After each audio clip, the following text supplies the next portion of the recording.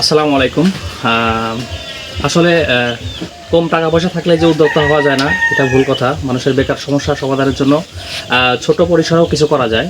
আর সেটা হচ্ছে যে আপনারা যারা বেকার বসে আছেন, আপনারা মানে অনর্থক চিন্তা করেন যে কীভাবে টাকা পয়সা ইনকাম করব, কী করবো, বেকারত্ব জীবনটা আসলে অনেক কষ্টের।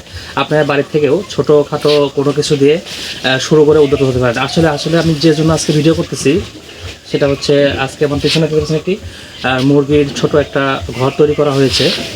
আসলে অল্প টাকাতে অল্প পরিসরে আপনারা দেশি মুরগি দিয়ে সেগুলো করতে পারেন।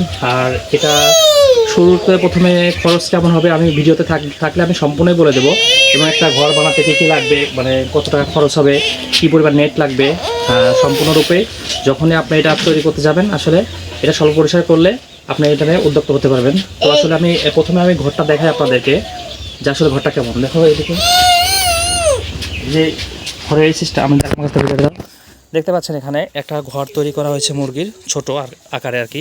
আসলে মুরগি থাকতে গেলে আপনার মুরগিটা আসলে প্রথমত তার পরিবেশ সুন্দর রাখতে হবে। ভিতরে যদি আপনার ময়লা থাকে, সেই ক্ষেত্রে মুরগি আপনি কখনোই সুস্থভাবে মুরগি পালন করতে পারবেন না। এখানে মুরগির স্পেস রাখা হয়েছে অনেক।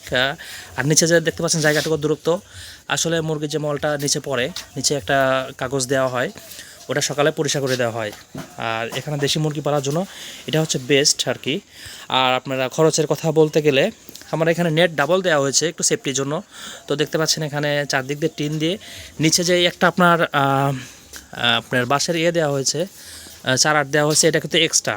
আপনার ইচ্ছা করলে এটা আপনার সরাইতে পারেন, সরাই উঁচু করতে পারেন। তো এখানে উঁচু করলে দেখা যাবে যে এটা পরিষ্কার করতে পারবেন। আর মাচার যে গ্যাপটা রাখা হয়েছে দেখতে পাচ্ছেন, এখানে কিন্তু ভিতরে দেখালে এখানে মুরগির যে মলটা আছে এটা কিন্তু নিচ দিয়ে পড়ে যাবে এবং মুরগি কিন্তু সুস্থ থাকবে।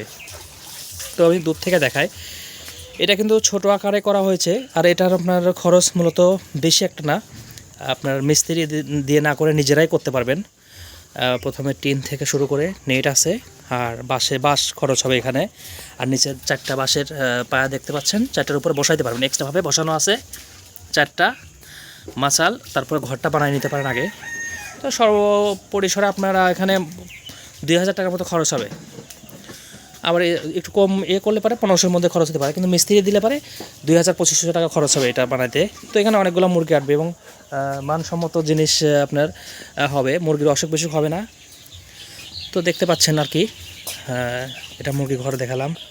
মুরগির আসলে ঘরটা আমি দেখালাম এবং মুরগির সম্বন্ধে সম্পূর্ণ কিছু বললাম। তো আসলে আপনারা যারা ছোটো পরিসরে গ্রামে বাড়িতে মুরগির বিষয় নিয়ে ঘর বানাতে চান, বা মুরগির বিষয় নিয়ে আপনারা যদি চান যে আমি ছোটো পরিসরে শুরু করব, আসলে এমনভাবে ঘর বানালে বড় করে বানাতে পারবেন, আবার অনেক বানাইতেও পারবেন। এক্ষেত্রে মুরগির অসুখ বিসুখ হবে না। আর মুরগি যখন বদ্ধ ঘরে থাকে বা তাদের বিষ্ঠাগুলো জমা হয়, সেক্ষেত্রে কী হয়, মুরগি ভালো হবে না। আর যারা ছোটো ছোটো উদ্যোক্তা, তারা আসলে আমার পেজে ফলো দিয়ে এবং ভিডিওটা শেয়ার করবেন। শেয়ার করলে আর কি আসলে সবাই দেখতে পারবে। আর আমি পরবর্তীতে আরও অনেকগুলো ভিডিও দেবো। যারা আমাদের পেজে নতুন, তারা পেজে ফলো দিবেন এবং সঙ্গে থাকবেন। আরও স্টেপ বাই স্টেপ আমার অনেকগুলো মুরগির খামার আছে এবং ছোটো ছোটো ঘর আছে। আমি এগুলো করতে ভালো লাগে আমার, যেহেতু আমি জব করি আর এর পাশাপাশি আমি এগুলো করি। তো আমি চাই যে আমার মতো ছোটো ছোটো আকারে অনেকেই এই কাজে এগিয়ে আসুক এবং বাড়ি থেকেই ছোটো কিছু করে করতে আস্তে আস্তে বড়ো অবস্থানে চলে যাক। আপনি যদি প্রথমেই অনেক টাকা ইনভেস্ট করে বড় আকারের মুরগির ঘর করেন, সেক্ষেত্রে আপনি ধরা খাবেন। তো আসলে সবাই ভালো থাকবেন। যারা নতুন পেজে ফলো দেবেন, সবাইকে দেখার সুযোগ করে দেবেন। আল্লাহ হাফেজ।